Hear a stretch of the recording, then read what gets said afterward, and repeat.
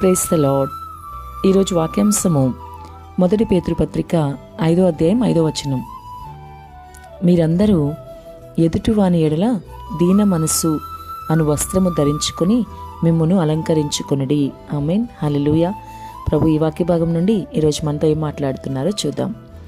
దీన మనస్సు అనే వస్త్రాన్ని అందరూ ధరించుకుని ఉండాలని పేతురు పత్రికలో మన అపోస్తలుడైన పేతురు చాలా వివరంగా చెబుతూ ఉన్నాడు. దీన వస్త్రము, మరి దీన మనస్సు అనగా ఏంటి? నిన్ను నువ్వు తగ్గించుకునే మనస్సే దీన మనస్సు. నిన్ను నీవు అన్ని విషయాలను తక్కువ చేసుకుని చూపించగలిగే మనసే దీన మనసు అంటే.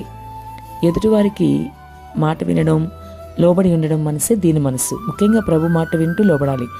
అహంకారాన్ని, అహంభావాన్ని విడిచిపెట్టే మనసే దీన మనసు. ప్రభు యొక్క కృపను పొందుకునే మనసే దీన మనసు.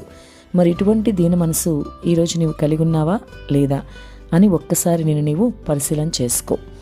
ఈరోజు మరి ఎటువంటి హెచ్చించు మనసు కనుక నీవు కలిగి ఉంటే ఇప్పుడే నీవు తగ్గించుకోవాల్సిన అవసరం ఉంది. ఎందుకంటే దీన మనసు అంటే తగ్గించుకునే మనసేగా. కానీ నేటి క్రైస్తవులు మనం గమనిస్తే చాలామంది దీన మనసు లేనివారుగా ఉంటున్నారు. తమను తాము అన్ని విషయాల్లో హెచ్చించుకుంటూ మరి ప్రభువు నామాన్ని గనపరచడం కన్నా వారిని వారే గనపరుచుకుంటూ ప్రభువుని మహిమపరచడం కన్నా వారికి వారే మహిమ వచ్చే విధంగా ప్రవర్తిస్తున్నారు. దీన్నే హెచ్చింపు మనసు అంటారు.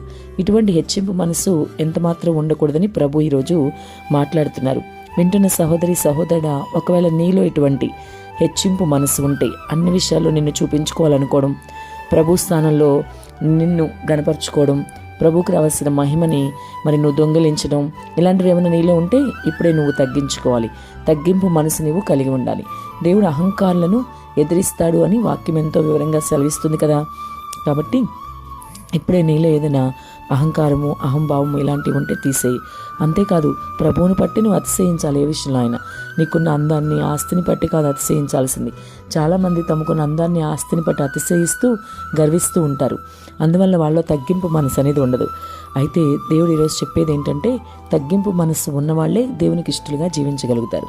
కాబట్టి ఆ దీన మనస్సు మరి ఈరోజు నువ్వు కలిగి ఉన్నావా లేదా అనేది ఆలోచించుకో. ఒకవేళ కలిగి లేకపోతే నువ్వు సరిచేసుకో. దీన మనస్సు అనే వస్త్రాన్ని ధరించుకుని అలంకరించుకోవాలి. వెలుపటి అలంకరణ కాదు, కానీ దీన మనస్సు అనే వస్త్రాన్ని అలంకరణగా మరి నువ్వు ధరించుకోవాలని వాక్యం ఎంతో వివరంగా సెలవిస్తుంది. కాబట్టి మరి వెలుపటి అలంకరణగా తీసుకోకుండా మరి వెలుపటి అలంకరణను బట్టి కూడా నీలో అహంకారం వస్తుంది. కాబట్టి అవన్నీ తీసేసి ఈరోజు నువ్వు దీన మనస్సు అనే మనసు, ఆ విధమైన వస్త్రం ధరించుకుని, ఆ దీన వస్త్రం అనమాట అది ధరించుకుని నువ్వు అన్ని విషయాల్లో ప్రభుకి ఇష్టంగా జీవించు. ప్రభుకి అన్ని విషయాల్లో ప్రభుని మాదిరిగా తీసుకో. ప్రభు సారూప్యంలోకి నువ్వు మారు. ప్రభు కృప నువ్వు పొందుకోవాలంటే ఖచ్చితంగా ఆయనకి ఇష్టంగా నువ్వు జీవించాలి. అన్ని విషయాల్లో ప్రభు వలె నువ్వు తగ్గించుకోవాలి. ఆయన జీవితాన్ని నీవు అన్ని విషయాల్లో మాదిరిగా తీసుకోవాలి. ఆయన పుట్టుక, బోధలు, మరణము అన్నీ కూడా మాదిరిగా తీసుకుని అటువంటి తగ్గింపు జీవితాన్ని నువ్వు కలిగి ఉండాలి. ఎవరైతే మరి ఆయన బలమైన హస్తము కింద తగ్గించుకుని ఉంటారో వాళ్ళకి సరైన సమయంలో ఆయన హెచ్చింపిస్తాడు. మనల్ని మనం హెచ్చించుకోవడం కాదు, ఆయన హెచ్చిస్తే చాలా అద్భుతంగా ఉంటుంది అది.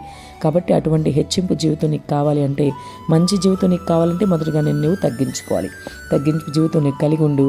తను తాను తగ్గించుకుని వాడు నిజంగా ఒకరోజు ఖచ్చితంగా హెచ్చించబడతాడు. ఆమేన్.